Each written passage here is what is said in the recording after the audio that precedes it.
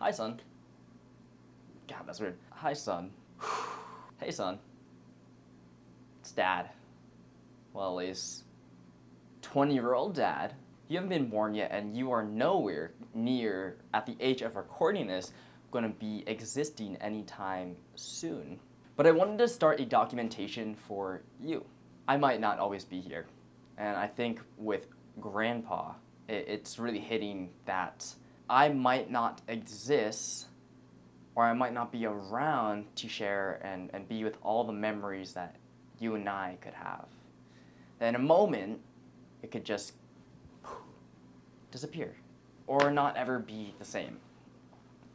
And so I wanted to start making a little documentation series. And I hope you don't mind, but I'm going to put this out there on the internet for other people to just kind of listen in, maybe watch, maybe see where I grow as an individual, but more than anything else, this video, this series is for you. And with it, I wanted to talk about the different struggles that I've been going through and the life lessons that I've learned throughout, whether it's me at 20 or 25, 30, 40 years old. I want something for you to have and for your siblings, your sister, to have in case I am no longer here. And you never know. I won't know, but maybe you'll exist and then suddenly I won't anymore. And so in a way, just in case, here's a video documentation of us, of you and I, and a connection, letting you know, like, even though I know you're not born yet, but I do have an immense amount of love for you, your sister, your siblings, your mom. And despite none of that being tangibly here quite yet, I'm excited to see what happens. Yeah. The first video I wanted to talk about, or the first topic I wanted to cover in today's little documentation is the headliner of Will I be enough, or when will it be enough? So now I don't know if you remember the lore or if you've been told, but I did go to a boarding high school. Honestly, because I was the worst of the worst, absolutely delinquent. But what it was I felt that I needed to leave San Francisco and really heal from all the trauma. We'll get into that later. More dad lore later on. But I remember with one of my good friends, I suppose I will call him Uncle Jasper. I hit up Uncle Jasper one day, or vice versa, and he said, like, hey, I need to interview someone about friendships and whatnot. I said, oh, yeah, sure, of course. And, with Uncle Jasper, like, we were close. He went away when we were younger, like preschool. He moved, but we stayed in touch, and I'd only see him ever so often, but we'd stay close. And there's one point in the interview about us talking about our relationship, our friendship, even though it's changed, obviously, as all relationships do, platonic or romantic. And I asked him a question, which was, what is one thing you've observed about me that we've never talked about? And now, Uncle Jasper, at the time at least, he was kind of I don't mean this in a rude way, he was kind of an ignorant, naive kid. I don't want to say he's dumb. He was dumb, but he was ignorant and naive. But then he starts spitting the most insane observation, most profound observation I've ever heard him say, ever. Which was, well, do you know what, Spencer? You know what I've observed about you? I feel like you always try to put yourself in situations where you're always trying to be seen and always do the most. And I think that's because you really care about people. But I think what I've observed, and I think that's from me seeing you go to boarding school and do the things that you do now, I think what I've observed and what I've noticed is that, and I could be wrong, but sometimes you feel like you're not doing enough. But you're doing so much But sometimes I question, like, are you even, like, happy? Are you content? Are you fulfilled? Does that make sense? And in my mind, I was like, that is exactly what I've been feeling. Well, that's exactly how I exist, Jasper. Uncle Jasper to you.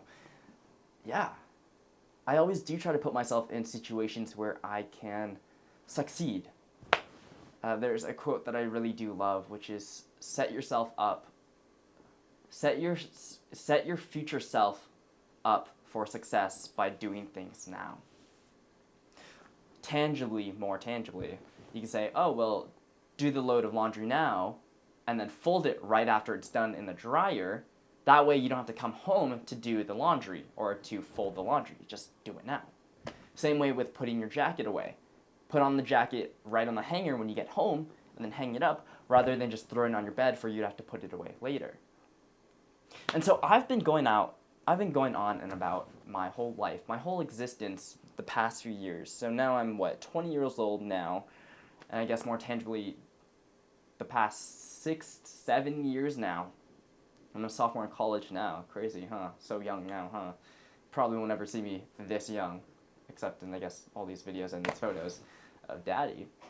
But I really do try to put myself in situations, and I really try to set myself up for success. And so with that being said, I'm really repeating a lot. With all of that being said, I do question all the time, son, is it enough? Am I doing enough for the future self of me, for my family, for you? You don't even exist yet, and yet I'm still thinking all the time, I need to do this for my future kids right now, for my future wife, for my inner circle. I need to start doing things now so it's easier later on. And so I get into this mode all the time, this mindset of, when will it be enough? If I'm constantly chasing the next big thing, I'll win some sort of award, I'll get some sort of recognition, and I think to myself, like, yeah, that's great, I just got this award, I just got this recognition, but now it's time for the next thing. And then when I accomplish that thing, it's, okay, now on to the next.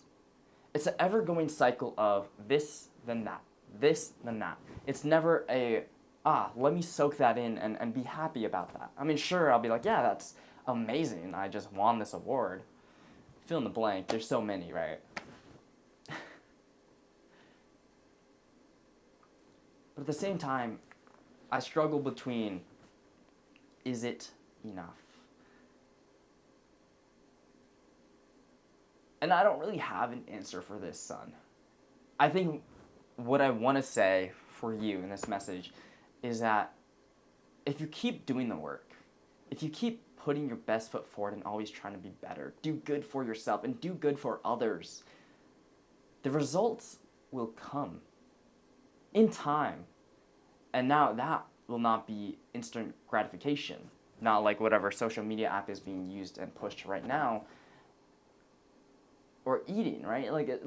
It comes from a homemade sense of, I need to put in the time, energy, and effort to make this dish, and then after I put it all together, I can enjoy eating this. But sometimes you have to wait 30 minutes, or if it's 10, if it's 30, if you're making a pot of jok, that might be a few hours. For me to be putting my best foot forward now, I won't really see results, or at least in my mind, I won't be seeing results for years. A decade? Now that's insane, but I'm not going to put the time to stop and say, let me think about this. No, I'm just going to keep going forward. And I get that this mindset is not for everybody. Hell, it might not be for you.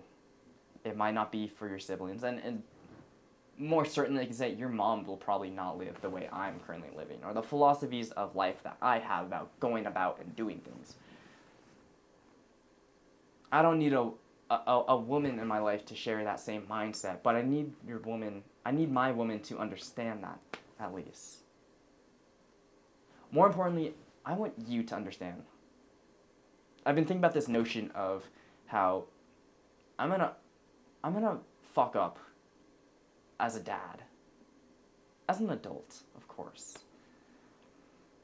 But I don't want my fuck ups to be more than like longer than incremental time.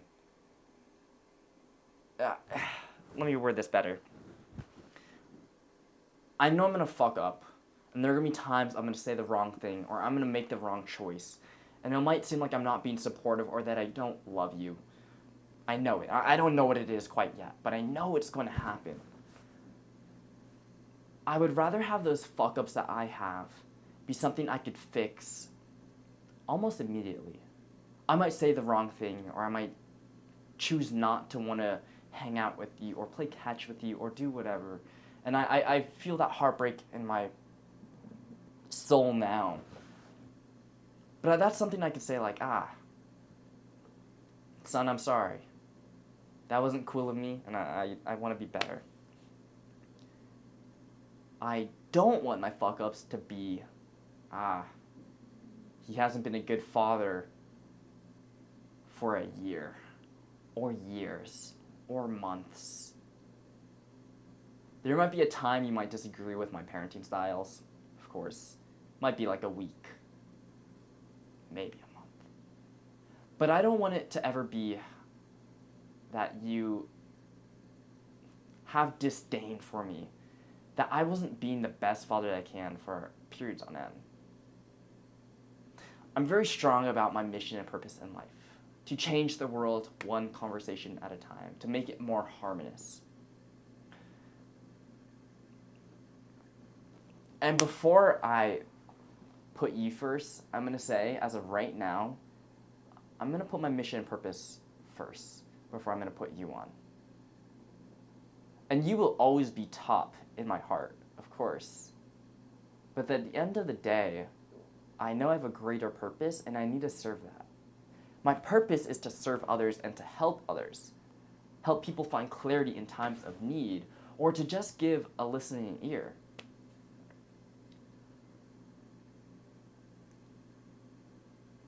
And so if you ever hear me, or if you ever see and witness me, like, I would hope that you'd call me out. If I'm out of a job, I don't think that's possible. If I'm ever out of a job and I have not been working for X amount of years, I don't want you to have disdain for me to say like, my dad has not worked for 12 years. My dad wasn't a man in this aspect. I don't want to be that. I want to continually keep on being better. And now complacency is scary, but complacency is also comforting. And for you, and for your siblings, your sister, for your mom, your Uncle Jasper, for everyone, I want to continue to be the best person I can for you. Is the start of something beautiful? I don't really have a good closing for this, but this video is for you. For whoever else sees it. Okay? Spencer here. Son, I'll see you in the next. I want you to know, though, I love you. I'll always be there with you, whether that's physically or in spirit. But I love you, and I'll see you in the next.